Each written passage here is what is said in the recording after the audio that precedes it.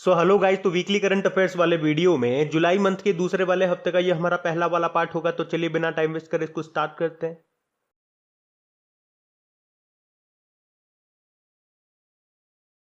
तो बताइए, एएफसी महिला एशिया कप 2022 का आयोजन ये कहां पे किया जाएगा? तो आंसर होगा मुंबई और पुणे में। एएफसी मतलब एशियन फुटबॉल कॉन्फेडरेशन।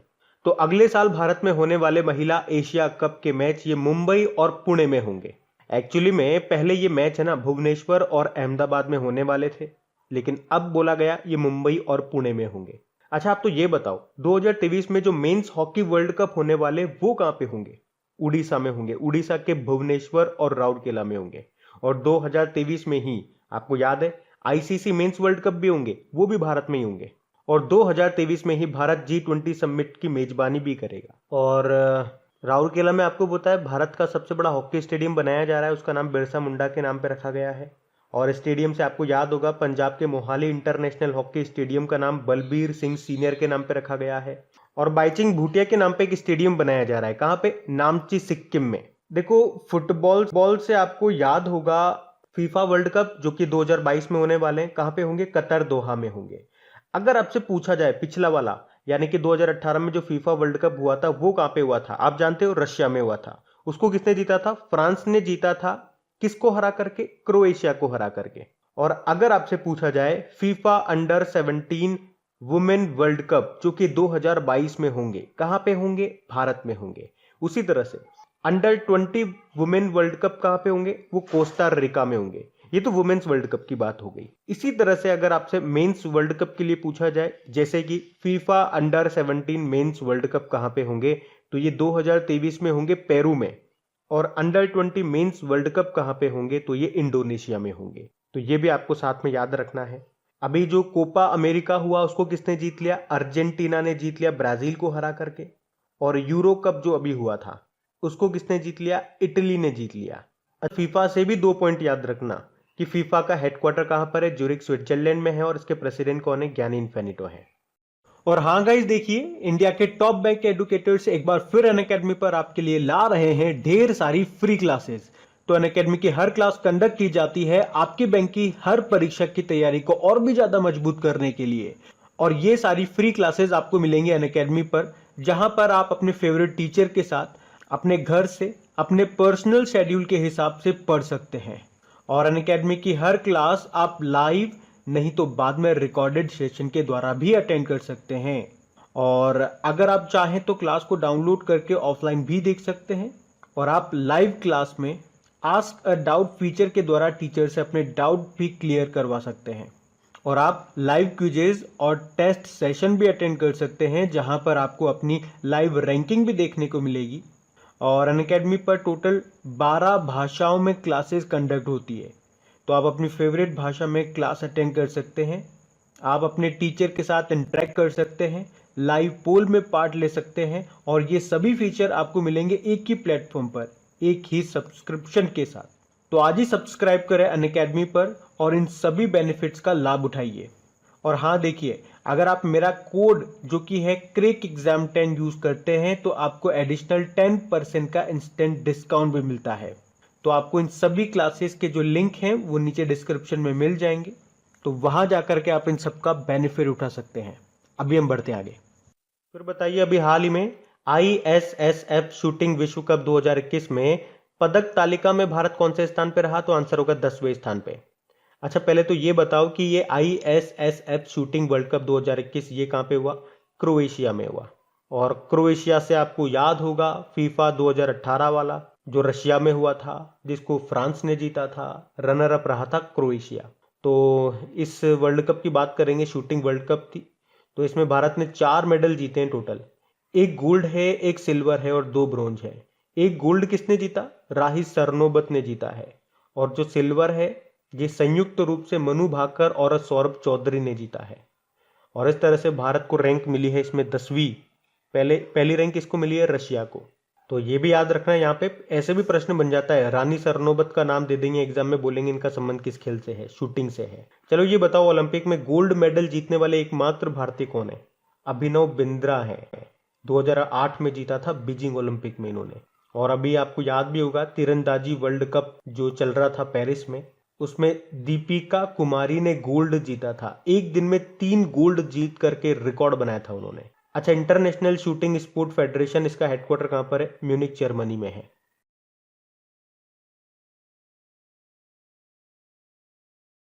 बताइए किस राज्य ने मुख्यमंत्री कर्म तत्पर अभियान को शुरू किया? तो आंसर होगा उड़ीसा ने। तो शहरी गरीबों को रोजगार के अवसर प्रदान करने के लिए उड़ीसा सरकार ने ये मुख्यमंत्री कर्म तत्पर अभियान को शुरू किया है और इसी को मुक्ता योजना भी कहते हैं। तो इस योजना के तहत तूफानी जल निकासी, वर्षा जल संचयन, हरित आवरण, स्वच्छता में वृद्धि, सामुदायिक केंद्रों का निर्माण आदि जैसी गतिविधियां शुरू की जाएगी और इसका मुख्य उद्देश्य यही है, शहरी गरीबों को रोजगार उपलब्ध कराना। आप कह सकते हो कि यह अभियान शहरी क्षेत्रों के लिए नरेगा योजना का काम करेगा। देखो, उड़ीसा की कैपिटल भुवनेश्वर है। नवीन पटनायक यहाँ के मुख्यमंत्री हैं और बेबी रानी मौर्य यहाँ की गवर्नर है। और भारत की सबसे बड़ी खारे पानी की तटीय झील यहीं पे आपको मिलेगी जिसका नाम है चिल्का लेक। और चिल्का लेक में एक अभ्यारण्य आपको मिलेगा जिसे कहते हैं नलबाना पक्षी अभ्यारण्य। और बताओ, नल सरोवर ये कहां पर है? ये आपको मिलेगा गुजरात में। फिर बताइए, अभी हाल ही में किस राज्य सरकार ने राज्य में हेल्थ एटीएम स्थापित करने की योजना बनाई है? तो आंसर होगा उत्तर प्रदेश ने। हेल्थ एटीएम क्या होते हैं? तो जैसे कि एक मशीन लगी होती है जिसके जरिए आप body mass index, blood pressure, body fat, pulse rate, शरीर का तापमान कितना है, शरीर में ऑक्सीजन की मात्रा कितनी है, वजन कितना है, मेटाबॉलिक एज कितनी है, मतलब ये सारी चीजें आपको पता चल सकेगी इसके थ्रू, ताकि आपको ये पता चल जाए कि कमी कहाँ पर है, ताकि फिर उसे सही करने पे आप ध्यान दे सकें।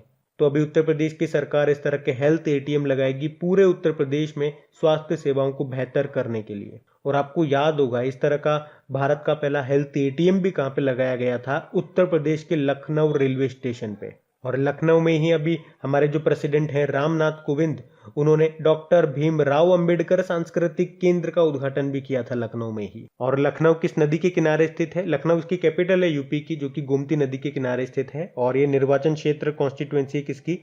रक्षा मंत्री राजनाथ सिंह की। यहाँ की गवर्नर कौन है? आनंदीबेन पटेल है। और मुख्यमंत्री तो आप जानते ही हो, योगी आदित्यनाथ।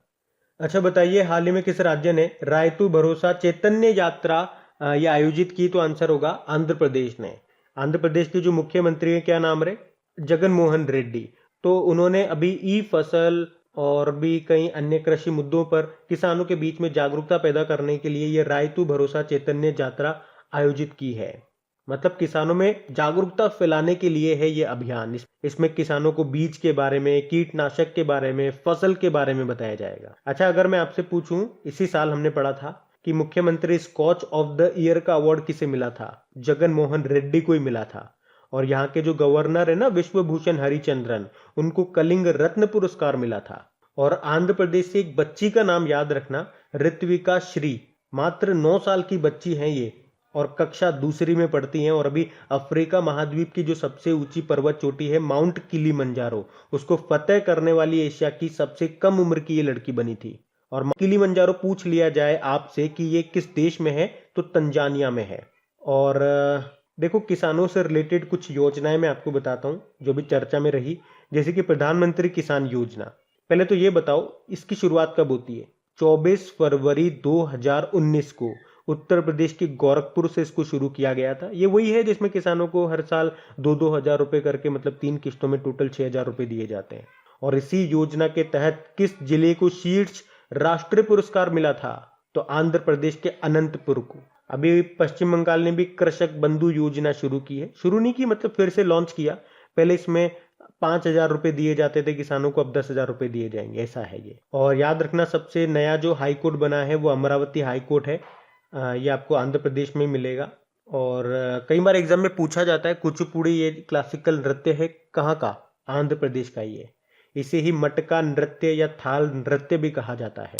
ध्यान रखना ये। अच्छा बताइए, अभी किस राज्य सरकार ने एक टाइगर कॉरिडोर विकसित करने की योजना बनाई? तो आंसर होगा राजस्थान ने। और आपको याद होगा, अभी भारत का 52वां और राजस्थान का चौथा टाइगर रिजर्व बन गया रामगढ़ विषधारी अभ्यारण्य, जो कि आपको मिलेगा राजस्थान के बूंदी में। और ये जो अभ्यारण्य है, ये जो टाइगर रिजर्व है, ये रणथंबोर टाइगर रिजर्व और मुकुंदरा टाइगर रिजर्व के बीच में स्थित है। तो अब राजस्थान की सरकार इन तीनों टाइगर रिजर्व को आपस में जोड़ने के लिए एक टाइगर कॉरिडोर विकसित करेगी। अच्छा, टाइगर से आपको याद आना चाहिए, अंतरराष्ट्रीय टाइगर दिवस कब मनाया जाता है? 29 जुलाई को। और टाइगर की संख्या को डबल करने का लक्ष्य कब का है? 2022 का है। लेकिन समय से पहले किसने डबल कर लिया? पीलीभीत टाइगर रिजर्व ने, जो कि उत्तर प्रदेश का है, और इसीलिए इसे TX2 अवार्ड भी मिला था, याद होगा आपको। और भारत में बाघ जनगणना के अनुसार टोटल कितने बाघ हैं? 2967। सबसे ज्यादा है मध्य प्रदेश में 526 हैं, फिर कर्नाटक में है 524। और अभी आपको याद होगा, हमने पढ़ा था अफ्रीका से चीतों को ला रहे हैं भारत में, किस नेशनल पार्क में लाएंगे? Kuno national park. तो कूनो नेशनल पार्क से प्रश्न बन गया, कहां पर है? मध्य प्रदेश में है। बाकी देखो, राजस्थान की कैपिटल क्या है? जयपुर है, जिसको पिंक सिटी बोलते हैं। अभी वर्ल्ड हेरिटेज साइट का इसे दर्जा भी मिला था। और राजस्थान में आपको 2 रामसर स्थल भी मिलेंगे, ये भी याद रखना। एक तो सांबर लेक और एक केवला देव अभ्यारण्य। वैसे भारत में टोटल रामसर साइट कितनी है? 42 है। और 42वीं अभी बनी थी कौन सी? लद्दाख में तसोकर झील। रामसर स्थल कहां पर है? ईरान में है। वहीं पर 2 फरवरी 1971 को रामसर कन्वेंशन पर हस्ताक्षर हुए थे, जिसका उद्देश्य क्या है? दलदली भूमि यानी कि वेटलैंड साइट्स का संरक्षण करना। और भारत की पहली रामसर साइट कौन सी है? उड़ीसा की चिल्का लेक है। वैसे अभी जैव ईंधन नीति को लागू करने वाला पहला राज्य भी आपका राजस्थान ही है। और जीनोम सीक्वेंसिंग वाला भारत का पहला राज्य भी आपका बना था राजस्थान। अच्छा, पक्षी की स्वर्ग भूमि किसे कहते हैं? केवला देव खाना पक्षी विहार को कहते हैं, जो कि राजस्थान के भरतपुर में आपको मिलेगा। अच्छा चलो, आप तो ये बताओ, टाइगर मैन ऑफ इंडिया किसे कहा जाता है? तो याद रखना, कैलाश सांखला को कहा जाता है। तो आपके लिए तो कुछ प्रश्न बचा ही नहीं। चलो आप सिंपल सा प्रश्न का जवाब दे दो, बर्ड मैन ऑफ इंडिया किसको कहते हैं?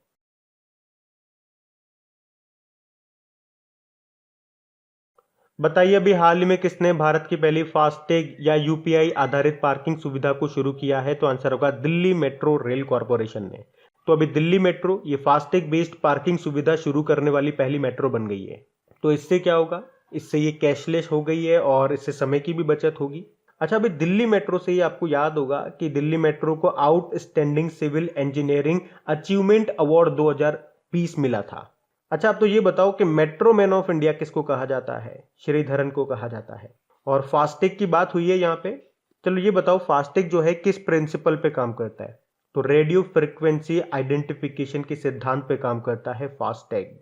फास्टैग तो मतलब समझते हो ना, आपकी गाड़ियों में लगा होता है, कार वगैरह पे, 4 व्हीलर वगैरह पे। जब आप टोल प्लाजा को पार करते हो तो पहले तो लंबी लंबी लाइनें लगी रहती थी। अभी आपकी विंड शील्ड होती है जो आगे की, अभी आपके कार के आगे का जो कांच होता है उसके ऊपर फास्टैग लगा हुआ होता है। तो ये वही फास्टैग है। चलो फिर आप एक और प्रश्न का जवाब दो कि भारत की पहली मेट्रो ये कौन सी थी? कोलकाता मेट्रो थी, 1984 में शुरू हुई थी। और अगर आपसे पूछा जाए भारत की पहली अंडर वाटर मेट्रो ये कौन सी है? कोलकाता मेट्रो ये किस नदी के नीचे? हुगली नदी के नीचे। और अगर आपसे पूछा जाए 12,000 हॉर्स पावर का रेलवे इंजन ये कहाँ पे तैयार हुआ? मधेपुरा रेल कोच फैक्ट्री, जो कि आपको मिलेगी बिहार में। और किसकी मदद से बनाया गया? फ्रांस की मदद से। फ्रांस की एक कंपनी है अल्टसोम, उसकी मदद से। अच्छा, क्या कोई मेट्रो रेल जोन में शामिल है? तो आंसर होगा यस। कौन सा? कोलकाता मेट्रो। इसे 2010 में 17वां रेलवे जोन बनाया गया था। वैसे टोटल रेलवे जोन हमारे 18 हैं, अभी 18 बना था कौन सा? साउथ कोस्ट रेलवे, जिसका मुख्यालय आपको मिलेगा विशाखापत्तनम में। फिर बताइए, अभी हाल ही में दुनिया का सबसे ऊंचा रेत महल सैंड कैसल का निर्माण ये कहां पे किया गया? तो आंसर होगा डेनमार्क में। तो दुनिया का सबसे ऊंचा रेत महल बनाया गया है अभी डेनमार्क में। इसकी ऊंचाई कितनी है? 21.16 मीटर यानी कि 69.4 फीट। किसने बनाया? विल्फ्रेड स्टीजर ने। और इसे गिनीज वर्ल्ड रिकॉर्ड में दर्ज भी किया गया है। अच्छा, एक प्रश्न मैं आपसे पूछूं, भारत के फेमस सैंड आर्टिस्ट का नाम बताओ। तो आंसर क्या होगा? सुदर्शन पटनायक, उड़ीसा के हैं ये। और आपको याद होगा, इन्हें Italian golden sand art award भी मिला था और ये अवार्ड पाने वाले ये पहले भारतीय बने थे। बाकी डेनमार्क की बात है, देखो डेनमार्क की कैपिटल क्या है? कोपेनहेगन है। कोपेनहेगन से कहा गया था कि कुछ वर्षों में ये पानी में डूब जाएगा और इसीलिए डेनमार्क की सरकार एक कृत्रिम आइलैंड, एक आर्टिफिशियल आइलैंड बना रही है, जो कि 2070 तक बनके तैयार हो जाएगा। और इसकी कैपेसिटी 35,000 लोगों की होगी। और इसका नाम याद रखो आप, तो नाम क्या होगा? लिनेट होम इसका नाम होगा। आपको याद होगा, अभी international solar alliance framework agreement में संशोधन लागू होने के बाद डेनमार्क इस समझौते की पुष्टि करने वाला पहला देश बना था। और डेनमार्क की कैपिटल डेनिश क्रोन है, प्रधानमंत्री मेटे फ्रेडरिक्सन है। अच्छा, ये बताओ डेनमार्क किस प्रायद्वीप पर है? तो जूटलैंड प्रायद्वीप पर स्थित है।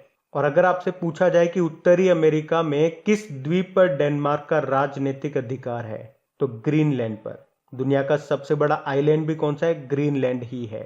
और इसी तरह से आप याद रखना, हिंद महासागर में रीयूनियन द्वीप पर किसका अधिकार है? फ्रांस का अधिकार है। ये तो आपको मेरे ख्याल से पता भी होगा। बढ़ते आगे। अच्छा बताइए, भारत का पहला समुद्री मध्यस्थता केंद्र ये कहाँ पे बनेगा? तो ये बनेगा गांधीनगर में। और याद रखना, ये देश में अपनी तरह का पहला केंद्र होगा जो कि समुद्री और शिपिंग क्षेत्र से संबंधित विवादों में मध्यस्थता की कार्रवाई का प्रबंधन करेगा। वैसे तो भारत में वर्तमान में 35 से ज्यादा मध्यस्थता संस्थान हैं, पर इनमें से कोई भी समुद्री क्षेत्र से संबंधित विवादों को नहीं देखता है। मतलब क्या हो गया कहने का कि समुद्री क्षेत्र में दो पक्षों के बीच में कोई विवाद हो गया मान लो, तो ये उन्हें हल करने का काम करेगा। ये मतलब हो गया इसका। तो कहाँ बनेगा? गुजरात के गांधीनगर में। अच्छा, आप तो ये प्रश्न का जवाब दो, भारत का सबसे बड़ा स्टेडियम ये कहाँ पे बना है, या ये कौन सा है, कहाँ पर है, यूं बताओ। बताइए, अमेजन भारत के किस राज्य में अपना पहला डिजिटल केंद्र लॉन्च करेगा? तो आंसर होगा गुजरात में ही। तो अमेजन ने भारत में गुजरात के सूरत में अपना पहला डिजिटल सेंटर लॉन्च किया है, जो कि कंपनी के द्वारा 2025 तक भारत के 1 करोड़ छोटे और मझोले उद्योगों को डिजिटल बनाने की पहल का एक हिस्सा है। अभी दुनिया के सबसे वैल्यूएबल ब्रांड की रैंकिंग आई थी, उसमें टॉप पे रहा था अमेजन। अमेजन के संस्थापक कौन है? जेफ बेजोस हैं, और ब्लूमबर्ग के अनुसार ये सबसे रिचेस्ट पर्सन भी है। इसका हेडक्वार्टर वॉशिंगटन यूएस में मिलेगा आपको। इसकी स्थापना होती है 1994 में। इनकी जो स्पेस कंपनी है उसका नाम क्या है? ब्लू ओरिजिन नाम है। अभी अमेजन के सीईओ बन गए नए, एंडी जेसी उनका नाम है।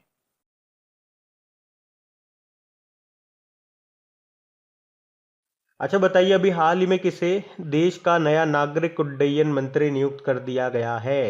तो आंसर होगा इसका ज्योतिरादित्य सिंधिया। और देखो, इस क्वेश्चन में मैं ज़्यादा आपका टाइम नहीं लूंगा, सीधी सी बात करता हूँ। अभी 15 जो कैबिनेट मिनिस्टर्स हैं ये बिल्कुल नए बन गए हैं, और कुछ एक पुराने थे, उनके मंत्रालय इधर उधर कर दिए गए हैं। और इसको याद कराने के लिए एक ट्रिकी वीडियो हम बना चुके हैं, इनके ऊपर आपकी प्रैक्टिस कर सको आप, इसके लिए क्यूज भी बना करके आपकी क्रैक एग्जाम एप्लीकेशन पे अपलोड कर दिया है। तो अगर आप इस वीडियो को फर्स्ट टाइम देख रहे हो, फर्स्ट टाइम इसलिए बोल रहा हूँ, अगर आप डेली करंट अफेयर्स भी देखते होंगे तो आपको ऑलरेडी पता होगा। तो ये जानकारी मैं उन्हीं के लिए दे रहा हूँ जो इस वीडियो को वेरी फर्स्ट टाइम देख रहे हैं। तो वो ट्रिकी वीडियो का लिंक और वो क्विज का लिंक आपको नीचे डिस्क्रिप्शन में मिल जाएगा, वहां जाकर के आप ये सारे नाम याद कर सकते हैं। वीडियो को एक बार देखना है, सारे नाम आपको परफेक्टली याद हो जाएंगे कम से कम आपके एग्जाम टाइम तक। तो इसकी तो मैं आपको गारंटी देता हूँ। बाकी अभी हम बढ़ते हैं आगे। फिर बताइए, अभी हाल ही में भारतीय खो खो महासंघ का अध्यक्ष किसे चुना गया? तो आंसर होगा सुधांशु मित्तल को। तो इनका नाम याद रखना, अभी दोबारा से इनको अध्यक्ष चुना गया है। खो खो गेम की बात करेंगे तो देखो, इसमें टोटल 12 खिलाड़ी होते हैं, लेकिन मैदान में तो केवल 9 खिलाड़ी ही उतरते हैं, ये भी ध्यान रखना। बाकी प्रदीप चंद्रन नायर ये असम राइफल्स के 21वें डायरेक्टर जनरल बने, और असम राइफल्स का हेडक्वार्टर मिलेगा आपको शिलोंग में। और असम राइफल्स का ही दूसरा नाम क्या है और इसको क्या कहा जाता है? उत्तर पूर्वी भारत का प्रहरी इसको बोला जाता है। और नेशनल ह्यूमन राइट कमीशन के अध्यक्ष अभी बने थे अरुण कुमार मिश्रा। उसके अलावा CII यानी कि कॉन्फेडरेशन ऑफ इंडियन इंडस्ट्री, इसके अध्यक्ष कौन बने? TV नरेंद्रन बने हैं, उदय कोटक के स्थान पे आई है। अगर मैं आपसे पूछूं, अभी वर्ल्ड बैंक का शिक्षा सलाहकार किसे बनाया गया है? रणजीत सिंह डिसाले को बनाया गया है। और केंद्रीय सतर्कता आयुक्त कौन बने? सुरेश N पटेल बने हैं। केंद्रीय सतर्कता आयुक्त मतलब सेंट्रल विजिलेंस कमिश्नर।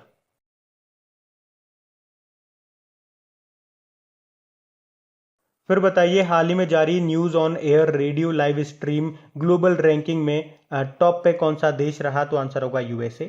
तो news on air radio live stream global ranking ये उन देशों की रैंकिंग जारी करता है जहां पे न्यूज ऑन एयर एप्लीकेशन पर all India radio live stream सबसे लोकप्रिय है।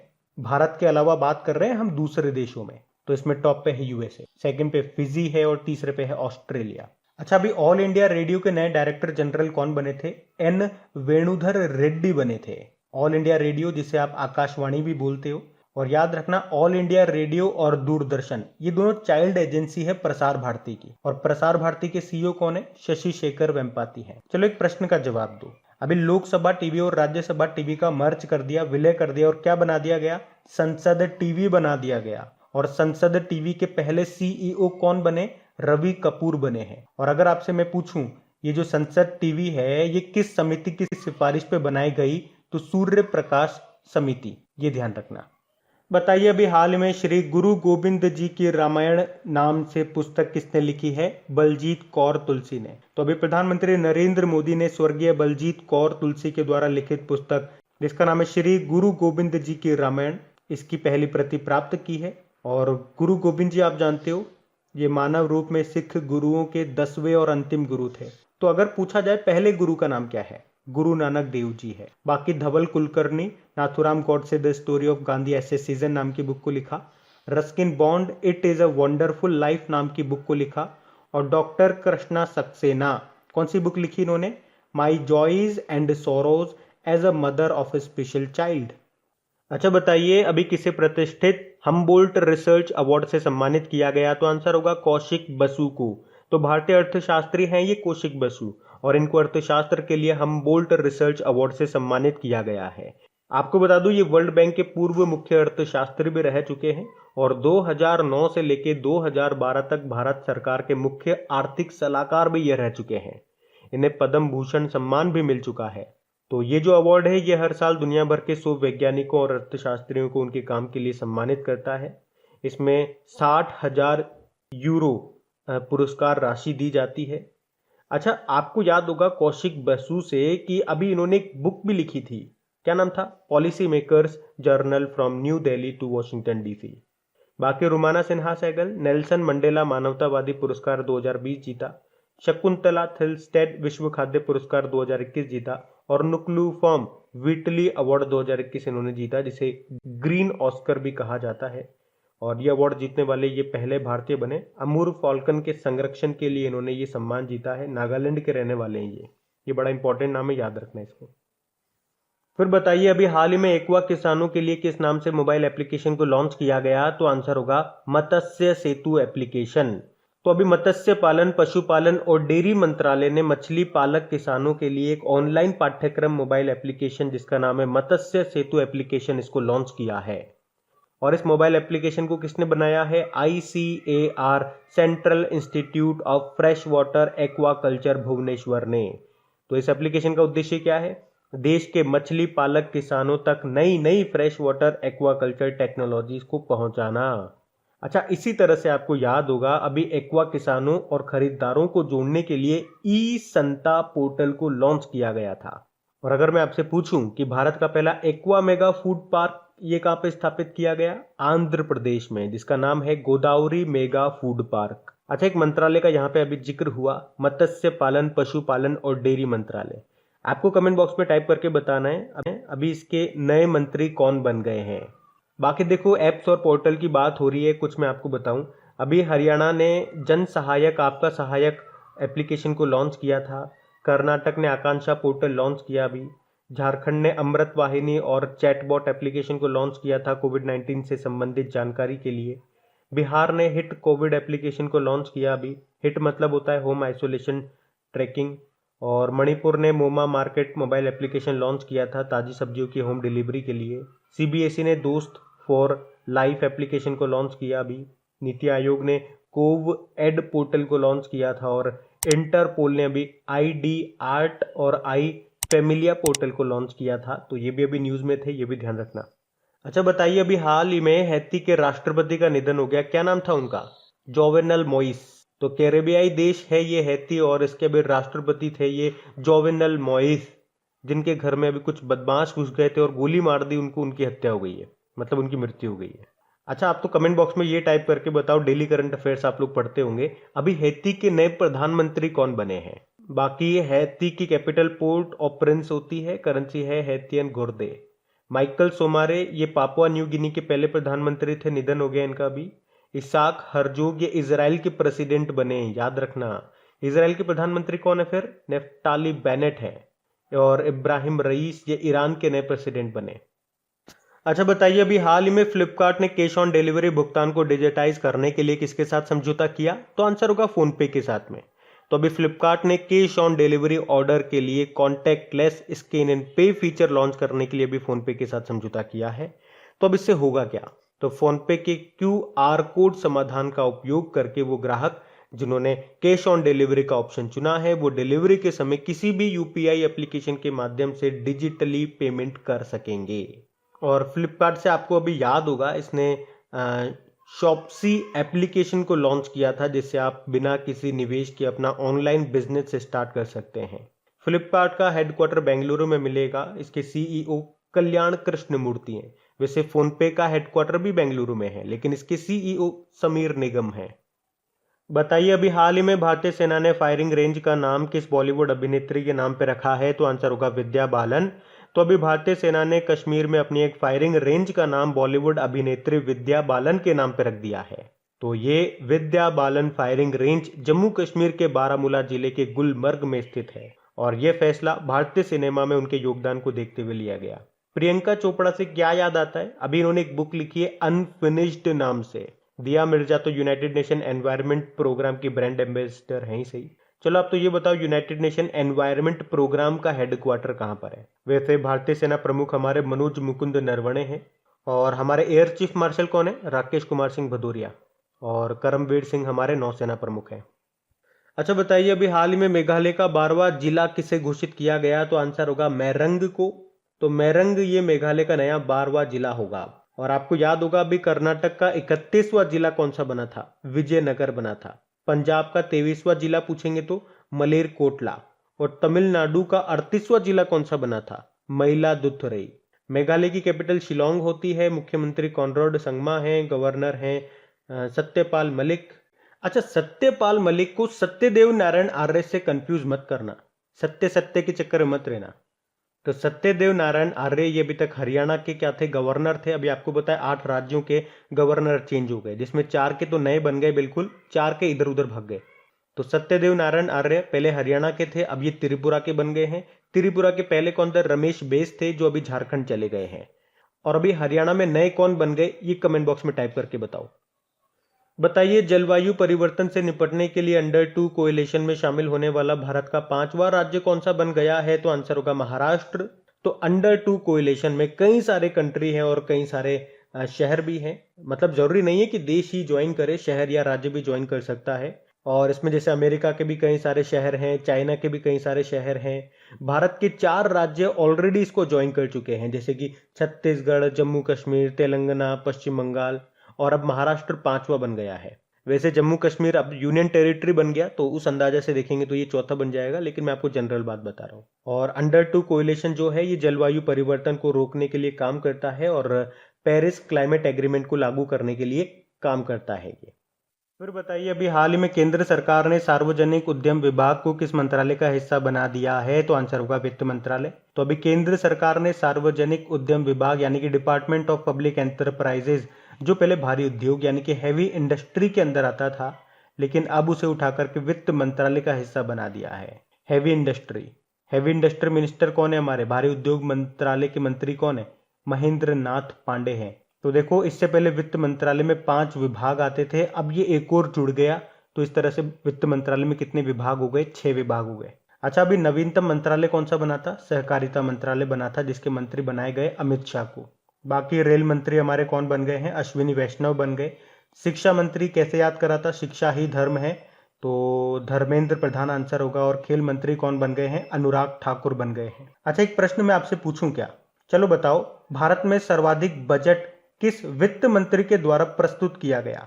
तो याद रखना, मोरारजी देसाई के द्वारा 10 बार किया था इन्होंने। और अगर आपसे पूछा जाए ना एग्जाम में कि भारत का पहला बजट ये किस वित्त मंत्री के द्वारा प्रस्तुत किया गया था, तो R.K. षणमुखम चेट्टी के द्वारा, याद रखना ये। और वर्तमान में हमारी वित्त मंत्री तो निर्मला सीतारमण है ही सही। बताइए, हाल ही में चर्चा में रहा जेबेल अली बंदरगाह ये किस देश में है? तो आंसर होगा यूनाइटेड अरब अमीरात में।